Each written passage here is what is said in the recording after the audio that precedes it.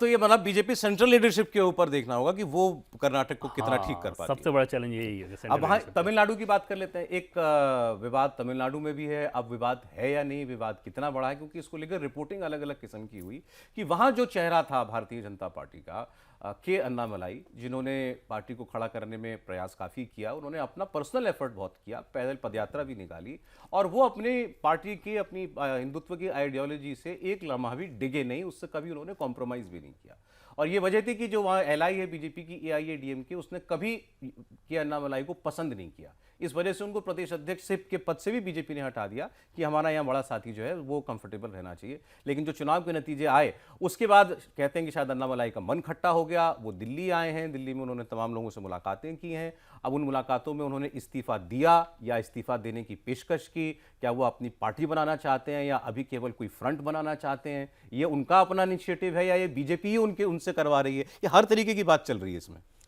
अन्नामलाई सौरभ आए थे उसी बी एल संतोष के बारे में, जिनके बारे में हम लोग बात कर रहे थे। कर्नाटका कैडर के आईपीएस ऑफिसर रहे हैं अन्नामलाई है। कर्नाटका से बी एल संतोष आते हैं, वहाँ अच्छी एनर्जी दिखी, अन्नामलाई ने इच्छा जाहिर की पार्टी में आने की। फिर उसके बाद वो तमिलनाडु में आए पार्टी में, और आप देखें तो आने के लगभग 8-10 महीने बाद ही प्रदेश बीजेपी की कमान सौंप दी गई। भले ही तमिलनाडु में बीजेपी कोई पोजिशनिंग ना रखती हो, फिर भी बीजेपी विचारधारा की जो पार्टी है, जो सांगठनिक इसका ढांचा है, आमतौर पर ऐसे बहुत त्वरित फैसले को लेकर संगठन का ढांचा अपोज करता है। उसमें यह रहता है कि ऐसा कैसे कि अभी कोई व्यक्ति आया फिर संगठन की कमान उसको दे दी जाए। इनबिल्ट वो अपोज रहता है। अन्नामलाई को दिया गया। अन्नामलाई ने इसको ग्राउंड पर उतारा, मतलब फलीभूत किया कि तमिलनाडु जैसे जगह पर बीजेपी चर्चा में आने लगी, दिखने लगी। हाँ, नैरेटिव सेट करने लगे। कई बार ऐसे नैरेटिव सेट होते थे जो कि अन्नामलाई सेट करते थे। उन्होंने एकदम से गवर्नेंस की लाइन पकड़ी और ये सारी चीज़ें की। अन्नामलाई का ये मानना था कि तमिलनाडु की जनता द्रविडियन पॉलिटिक्स से ऊब चुकी है, यानी कि डीएमके एआईएडीएम किस तरह की पॉलिटिक्स से ऊब चुकी है। दूसरी चीज़ उनका ये मानना था कि हमें एआईएडीएम के साथ बिल्कुल नहीं जाना चाहिए, और उसके पीछे वजह यही दो बताते थे। चुनाव के नतीजों ने ये साबित किया कि अन्नामलाई सही थे। भाई, द्रविडियन पॉलिटिक्स से उब चुकी है, ये विजय का मुख्यमंत्री बनना ये साबित करता है कि वो वैक्यूम था, जिस वैक्यूम को बीजेपी नहीं पूरा कर पाई। और दूसरा, एआईएडीएम के साथ जाके बीजेपी का अपने विधायकों की संख्या ही कम हो गई। कम तो थी पिछली बार, उससे भी कम हो गई। तो यहाँ पर वो दिख रहा है। अब अन्नामलाई को ये लग रहा है, आज चुनाव से पहले अन्नामलाई आपने देखा होगा कि एक तरह से इस इलेक्शन में भी बहुत एक्टिव नहीं थे। और जबकि एनडीए में पलानी स्वामी के बाद सबसे ज़्यादा डिमांडिंग लीडर के तौर पे अन्नामलाई थे, क्राउड पुलर थे वो, लेकिन वो निष्क्रिय ही लगभग रखा अपने आप को उन्होंने। अब रिजल्ट के बाद उनको ये लग रहा है कि मेरे लिए क्या, मैं क्या करूँगा। मान लीजिए वो कोई यात्रा भी निकालना चाह रहे हैं, तो उस कंडीशन में प्रदेश अध्यक्ष कोई और है, संगठन उसके हिसाब से चलेगा, अन्नामलाई फिर क्या करेंगे। तो वो डिस्कम्फर्ट उनको आ रहा था। तो उनसे जुड़े हुए लोगों ने एक तरह से आप कह सकते हैं कि थोड़ा वाटर टेस्ट वो कर रहे होंगे, क्योंकि वो चाहते तो इस बात को बहुत खारिज कर सकते थे बहुत आसानी के साथ कि तमिलनाडु में चलना शुरू हो गया कि उन्होंने अपनी पार्टी वो बनाने जा रहे हैं। रजनीकांत से भी एक मुलाकात गुपचुप तरीके से हुई, ऐसा कहा गया। पार्टी का नाम भी रख लिया गया कि इस तरह के पार्टी का नाम हो गया। ये सारी चीज़ें रिपोर्ट होने लगी, लेकिन अन्नामलाई ने उसको सीधे तौर पर खारिज नहीं किया। जाहिर तौर पे वाटर टेस्ट कर रहे होंगे कि ये सारी चीज़ें कराने के बाद शायद दिल्ली तक बात पहुँचे, फिर हमारी बात ज़्यादा बेहतर तरीके से सुनी जा सकेगी। उसके बाद उस माहौल में वो दिल्ली आए। दिल्ली आकर पार्टी के राष्ट्रीय संगठन महामंत्री बी एल संतोष से पहले उनकी मुलाकात हुई। हमें सोर्सेज से पता चला कि वो मुलाकात बहुत इमोशनल मुलाकात रही थी। उसके बाद बीजेपी के राष्ट्रीय अध्यक्ष नितिन नवीन से वो मिले। नितिन नवीन जी से मुलाकात के बाद जो सबसे ताकतवर नेता जिनसे मिलना, दो नेताओं से मिलना उनके लिए बहुत ज़रूरी था, गृहमंत्री और पीएम। गृहमंत्री से उनकी मुलाकात हुई। हमें बीजेपी सोर्सेज से ये बताया गया कि वो मुलाकात बहुत सकारात्मक रही है, और जो अन्नामलाई के इशूज़ थे उनको ये बताया गया कि थोड़ा आप धैर्य रखें, इनमें से ये इशूज़ एड्रेस किए जाएंगे। और उसका पहला सबूत आपने देखा होगा कि तमिलनाडु बीजेपी के अध्यक्ष को तुरंत दिल्ली बुलाया गया था, अच्छा, प्रदेश अध्यक्ष को।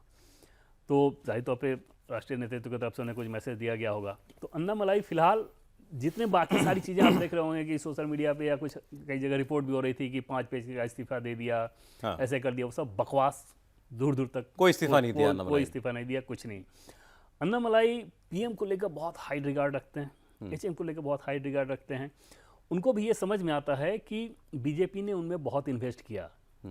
अचानक से आपको पार्टी कमान दे दी गई, आपके पीछे पार्टी ने पूरी ताकत लगाई, जिसमें बहुत संसाधन लगते हैं। जैसे अलग पार्टी सौरभ वो बनाएंगे, तो अलग पार्टी बनाने के लिए आपको बहुत बिग पॉकेट होना पड़ेगा। बीजेपी के पास पैसे थे, आपके पास उस रूप में पैसे नहीं है। कहाँ से आप चलाएंगे तमिलनाडु जैसे पार्टी में, तो ये रियलिटी तो उनको भी पता ही होगा। तो वो इन सारी चीज़ों को समझ रहे हैं, बस उनकी अच्छी पोजिशनिंग हो जाए जो वो चाह रहे हैं। और वो चाह रहे हैं कि 7 साल तक हमको एक तरह से फ्री हैंड दिया जाए, फिर तमिलनाडु में मैं रिजल्ट देकर दिखाऊंगा।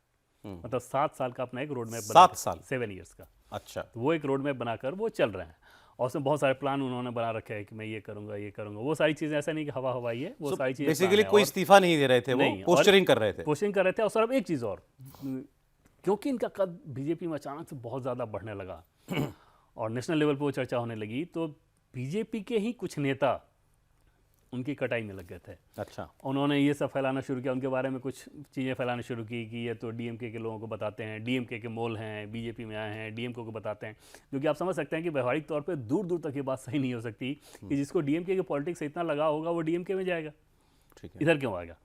लेकिन ये सारी चीज़ें फैलाई गई थी और उसका उन पर नुकसान भी हुआ है। अब देखना होगा कि आगे ये क्लैरिटी कितनी जल्दी होती है जब अन्नामलाई फिर से उसी ट्रैक पे आ जाए। फिलहाल इस्तीफे की सारी बातें एकदम से अफवाह थी। पार्टी से अलग जाकर कुछ करना ये अन्नामलाई के लिए इतना आसान नहीं है, और पार्टी भी चाहेगी कि वो हमारे पार्टी के साथ रहे। हाँ, बीजेपी मानती है कि वो एसेट हैं, उनकी एनर्जी कमाल की है और वो उनका सेंस नैरेटिव सेट करना इसमें बहुत तो कमाल इस पर का है। फाइनल वर्ड आना बाकी है इसका बार भी अभी। हाँ, मतलब एश्योरेंस तो दे दिया गया है, वो इम्प्लीमेंट जब होना शुरू होगा तो आपको नजर आएगा कि अन्नामलाई जल्दी को जल्दी दो और राज्यों की खबर आपको बताते हैं। उत्तराखंड, क्योंकि चुनावी राज्य अगले साल उत्तराखंड में भी चुनाव होना है। राहुल गांधी 2 दिन के दौरे पर कल से वहां पर जा रहे हैं। उनकी एक पब्लिक मीटिंग भी होगी, फिर एक सैनिक सम्मान समारोह वो करेंगे, एक सर्विसमैन के बीच में जाकर के संगठन के लोगों के साथ वो मुलाकात करेंगे। वहाँ ऐसा कोई चेहरा नहीं है जो चेहरा कांग्रेस के पास है, हरीश रावत। उनकी उम्र भी जो है वो सामने आती है। हालांकि वो टावरिंग पर्सनालिटी है वहाँ की, इसमें कोई शक नहीं है।